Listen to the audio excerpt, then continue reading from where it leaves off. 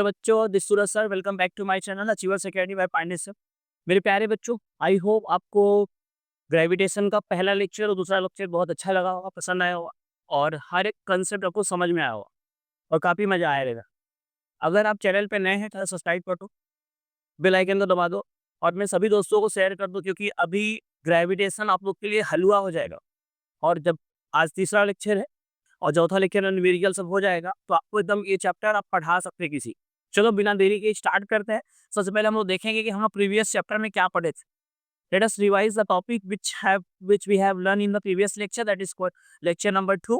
So we have learned about what Kepler's law, Newton universal law of gravitation, and third topic is universal square law of gravity and earth gravitational force, earth gravitational force before gravitational force। चलो आज देखिए, आज का पढ़ने वाले हम लोग, ठीक है। What will we learn today, कौन कौन से टॉपिक हम लोग आज पढ़ने वाले हैं। तो पहला चीज हम लोग पढ़ने वाले हैं earth gravitational acceleration, earth gravitational acceleration.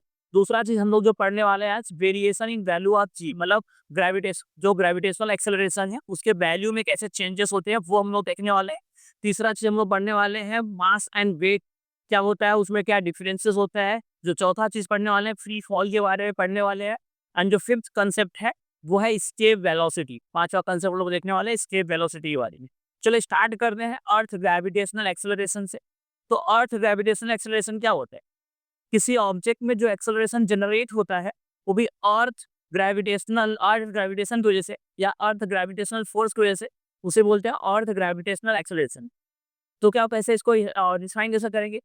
The acceleration generated in an object, the acceleration generated in an object because of earth gravitational force or earth gravitation is called as earth gravitational acceleration. It is also called, you can say, acceleration due to gravity and gravitational acceleration. तो वो अगर आपके exam में अर्थ gravitational acceleration define करने के लिए आए, या तो acceleration due to gravity define करने के लिए आए, या तो ग्रेविटेशनल एक्सेलरेशन, तीनों का मतलब यही है। इसको डिनोट कैसे करते हैं? स्मॉल जी से।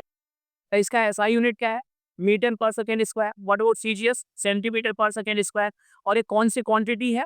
ये वेक्टर क्वांटिटी है। कौन सी क्वांटिटी है? वेक्टर क्वांटिटी है, ठीक है। चलो फिर आगे बढ़ते हैं। फिर पहली बात तो जो स्मॉल जी का फॉर्मूला कैसे ड्राइव हुआ है वो हम लोग कैलकुलेट कर सकते हैं by Newton universal of gravitation. We can calculate the value of small g by Newton universal of gravitation. So according to Newton universal of gravitation क्या हो जाएगा? कोई ऑब्जेक्ट है, अगर वो सोचो कि ऑब्जेक्ट अर्थ सरफेस पे है, तो उसका और उसका डिस्टेंस कितना है? आर। तो अकॉर्डिंग टू और जो ऑब्जेक्ट का मास है स्मॉल एम है और अर्थ का मास क्या है? कैपिटल एम है। तो according to Newton universal of gravitation क्या हो जाएगा? F equals to G M small m into capital M, और you can say capital M into small m upon are square. मतलब एक अर्थ का मास हो गया, एक ऑब्जेक्ट का मास हो गया, उनके बीच में जो फोर्स ऑफ अट्रैक्शन है वो दिखा रहे हैं हम लोग, और उनके बीच का डिस्टेंस क्या है? रेडियस ना, अर्थ का जो रेडियस है, अर्थ सरफेस पे है। तो अब देखो मेरे प्यारे बच्चों, अब आप लोगों ने पढ़ा है force equals to mass into acceleration, लेकिन यहाँ पे जो एक्सेलरेशन होगा क्या होगा? Gravitational acceleration. तो पहले वाले इक्वेशन, पहले वाले को मैं इक्वेशन 1 बना दिया। अब जो एफ इक्वल्स टू लेंगे एम जी, मतलब यहाँ पे ग्रेविटेशनल एक्सेलरेशन होगा, तो मेक इट इक्वेशन नंबर 2। इसको इक्वेशन नंबर क्या बना दिया? 2। तो देखो अभी F equals to G capital M small m upon are square, और क्या है? F equals to m g. तो दोनों एफ एफ ही है। फ्रॉम इक्वेशन 1 एंड 2 एफ के प्लेस पे क्या लिख दूंगा? एम जी इक्वल्स टू इस capital G capital M small m upon are square. तो ये इस साइड का एम स्मॉल एम और स्मॉल एम क्या हो जाएगा? कैंसिल आउट हो जाएगा, क्योंकि यहाँ पे मल्टीप्लाई में इधर आके डिवाइड ही होने वाला है, तो यहाँ आके काटो या तो वहीं काट दो, ठीक है। एम जो है स्मॉल एम है और जो स्मॉल एम है कैंसल आउट हो जाएगा, तो स्मॉल जी इक्वल्स टू क्या बचेगा? Capital G capital M upon are square. अब जो स्मॉल आर है ये क्या है? ये अर्थ का रेडियस है, अर्थ का क्या है? रेडियस है। तो स्मॉल आर इक्वल्स टू हम लोग लेंगे कैपिटल आर, तो जहाँ पे स्मॉल आर है वहाँ क्या लेंगे? Capital R. और जो इस कैपिटल आर है उसको हम लोग क्या माने हैं? Radius of earth. अब आप लोग को इसकी वैल्यू पता होना चाहिए। सबको देखो कैपिटल जी की वैल्यू पता है 6.673 इंटू 10⁻⁻11 न्यूटन मीटर स्क्वायर पर केजी स्क्वायर। लेकिन जब हम लोग कोई कैलकुलेशन करते हैं तो 6.673 नहीं लिखते, 6.67 ही लिखते हैं। 6.67 इंटू 10⁻11, ठीक है। और मास ऑफ अर्थ क्या होता है? 6 इंटू 10⁻24 अपॉन आर का स्क्वायर है, मतलब रेडियस ऑफ अर्थ क्या होता है? 6.4 इंटू 10⁻6 का होल स्क्वायर। जब इसको सॉल्व करेंगे तो इसकी वैल्यू आएगी 9.77।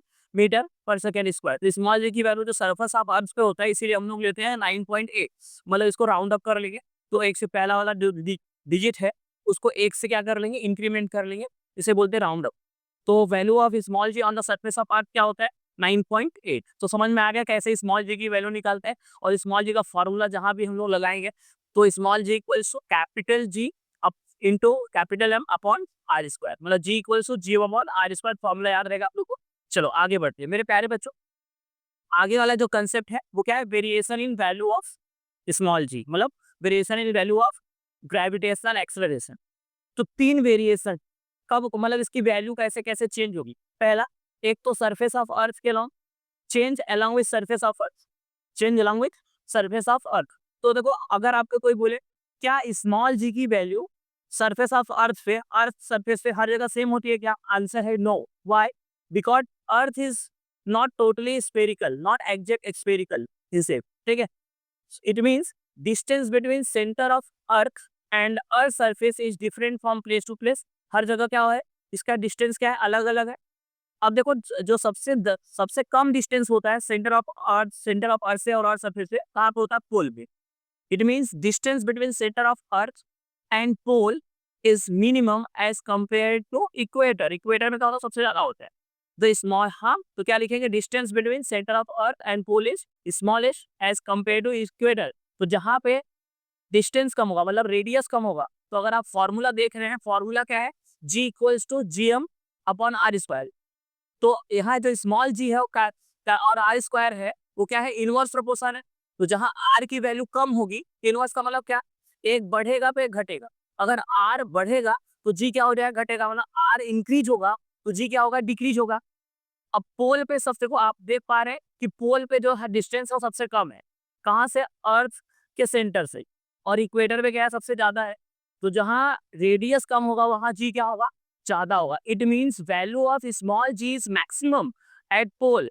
पोल पे सबसे ज्यादा वैल्यू होगा किसका, स्मॉल जी पे। और इक्वेटर पे क्या होगा, और distance between centre of earth and equator is largest as compare to पोल।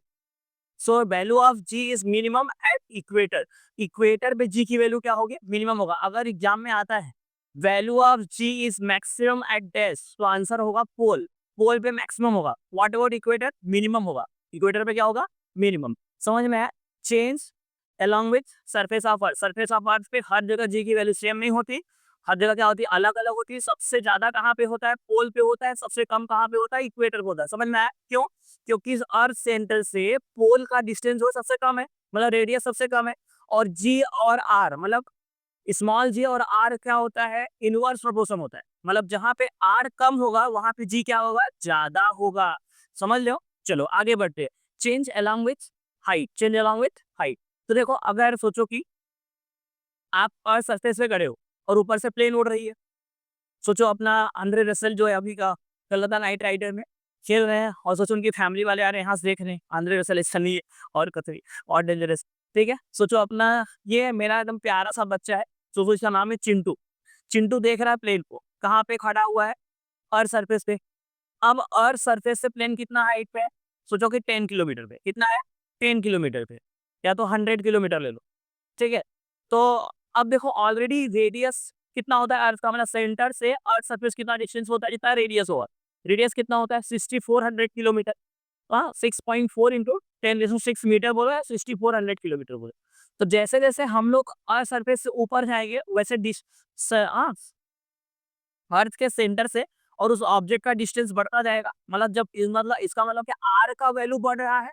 जब आर की वैल्यू इंक्रीज होगा तो जी की वैल्यू क्या होगा, डिक्रीज होगा। तो हम लोग कैसे इसको एक्सप्लेन करेंगे, while going above from the earth surface, distance between center of earth and object is what increases. It means value of r is increases, so value of g is what, decreases. It means while going above from the surface of earth, value of g is what, decreases. हम लोग ऊपर जाएंगे तो g की value क्या होगा, कम होगा। क्या होगा बेटा, कम होगा, डिक्रीज होगा। चलो नेक्स्ट जो तीसरा है, change with depth, change along with depth. Change with depth, जैसे अभी देखो, अब हम फॉर्मूला को देखें, फॉर्मूला में क्या है, जी इनवर्सली प्रोपोर्शनल है आर पे। अगर आर कम होगा तो जी की वैल्यू बढ़ना चाहिए, बट यहाँ पे ऐसा नहीं होगा।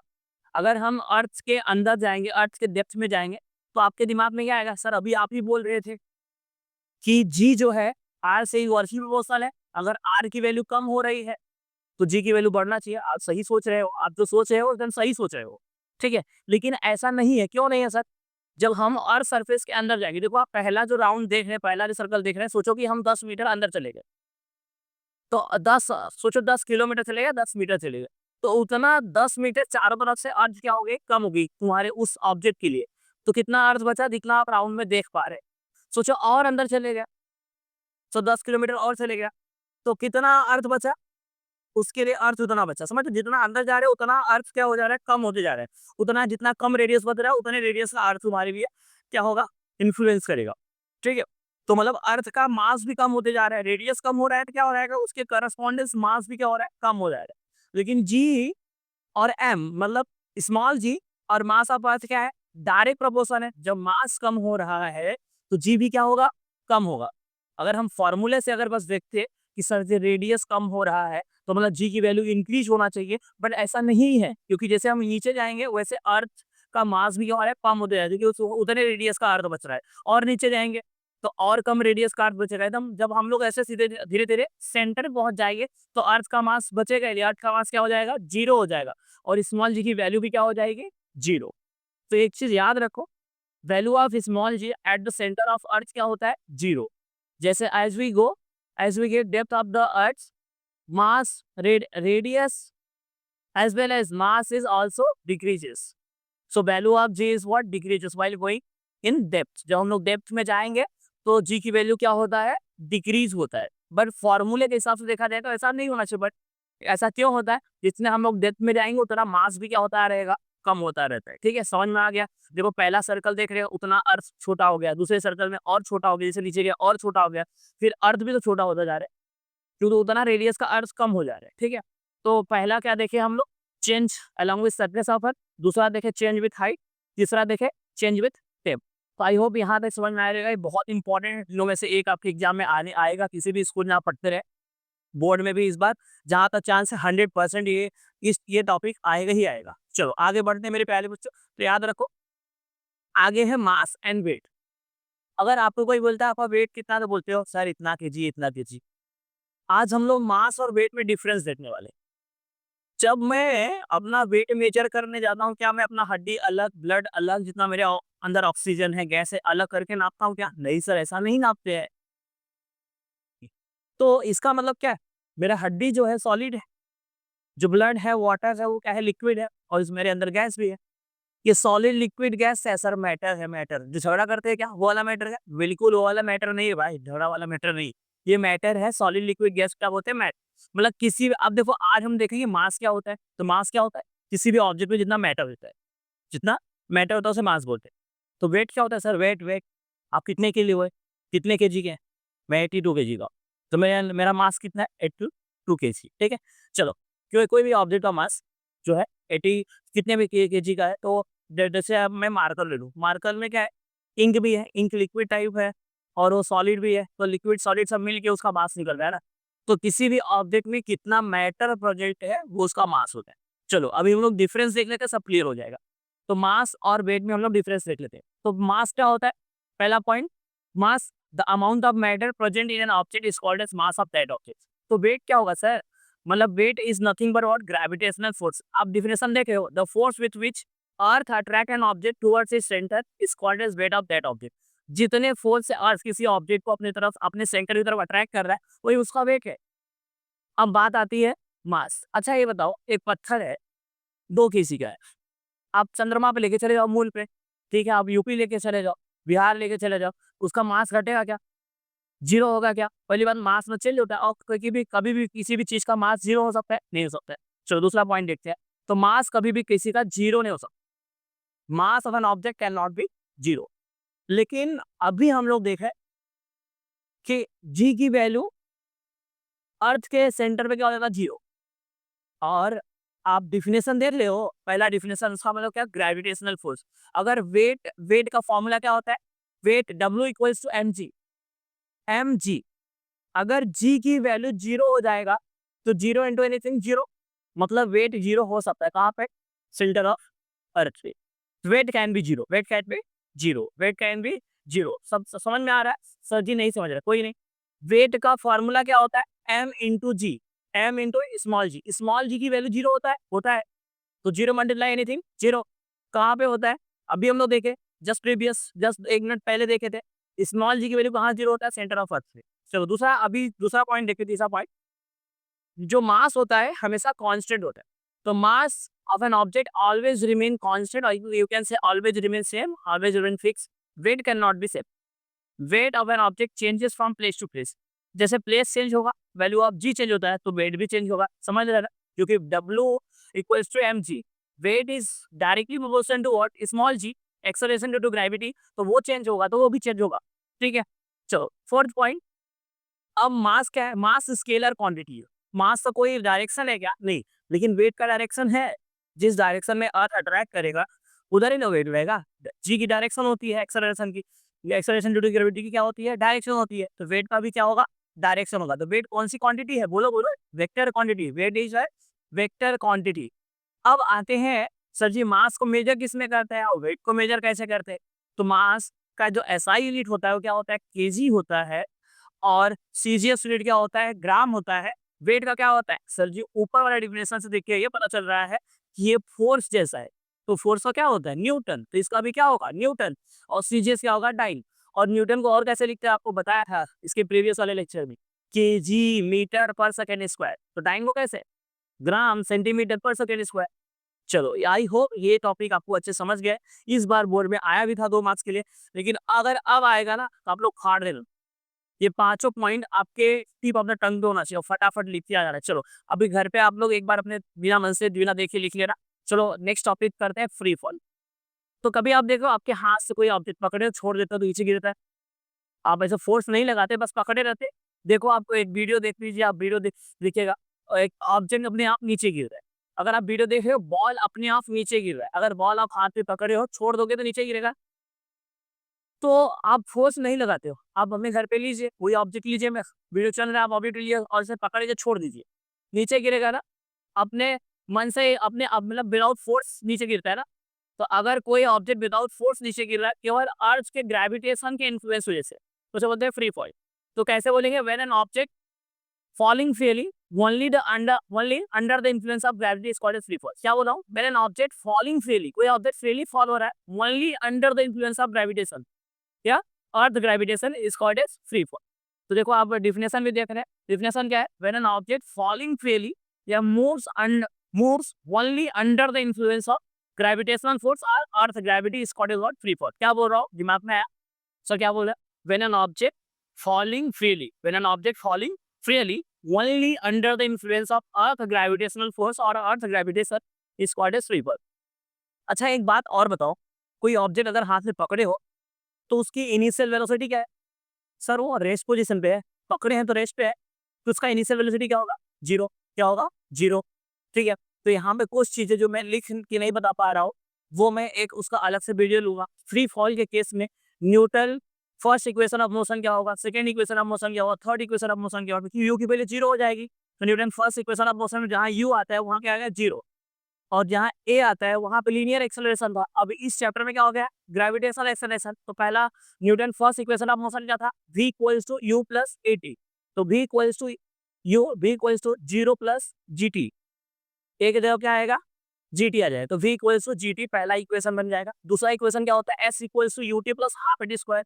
यू टी यू क्या है? जीरो है, इनिशियल वेलोसिटी ना। तो s equals to half g t square, ये हो जाएगा सेकंड इक्वेशन ऑफ मोशन। और थर्ड इक्वेशन ऑफ मोशन क्या होता है? Without v square equals to u square plus two S. तो यू वाला जीरो हो जाएगा, v square equals to two g s हो जाएगा। ठीक है, याद रखेंगे। चलो, अब हम लोग जो नेक्स्ट टॉपिक है, जो अपने चैप्टर का लास्ट टॉपिक है, स्केप वेलोसिटी। स्केप वेलोसिटी क्या होता है? आप कभी सैटेलाइट लॉन्च होते देखे भाई? जो लॉन्च होता है ना, सीधा सीधा चले जाता है, रुकता है क्या? आप बॉल ऊपर फेंकते हो लेकिन बॉल तो नीचे आ जाता है। सैटेलाइट ऊपर से नीचे क्यों नहीं गिर जाता? क्यों? क्योंकि अर्थ ग्रेविटेशन को पार करने के लिए एक स्पेसिफिक वेलोसिटी से फेंकेंगे तो ही पार करेगा। देखो, आप देख रहे हैं सैटेलाइट ऊपर जा रहा है। आप अपने घर पे आ जाइए, मैदान में बॉल फेंकिए, डगर फेंकिए, ऊपर नीचे आएगा ही। क्यों? क्योंकि जिस स्पीड से आप फेंक रहे हो ना, वो अर्थ के ग्रेविटेशन को पार नहीं कर सकता।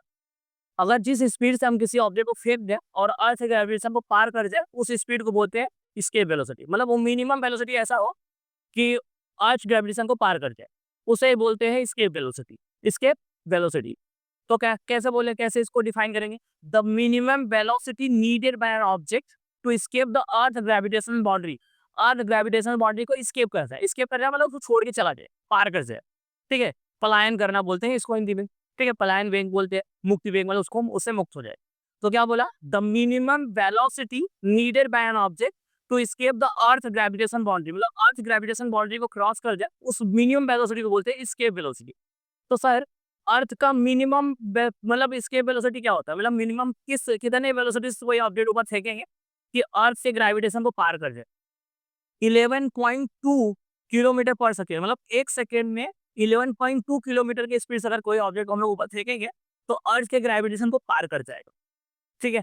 तो अब देखो मैं यहाँ पे एस्केप वेलोसिटी का डेरिवेशन नहीं आपको बताया हूँ, इसका अलग से लेक्चर बनाऊंगा। एस्केप वेलोसिटी का केवल डेरिवेशन छोटा वीडियो बनेगा, जब मैं आपको न्यूमेरिकल कराऊँगा उसी उससे पहले मैं इसका डेरिवेशन का भी वीडियो अपलोड कर दूँगा। आई होप आपको ये जितने भी टॉपिक मैं पढ़ाया वो अच्छा लगा होगा। चलो हम लोग देख लेते हैं कौन-कौन से टॉपिक आज हम पढ़े हैं, what we have learn today.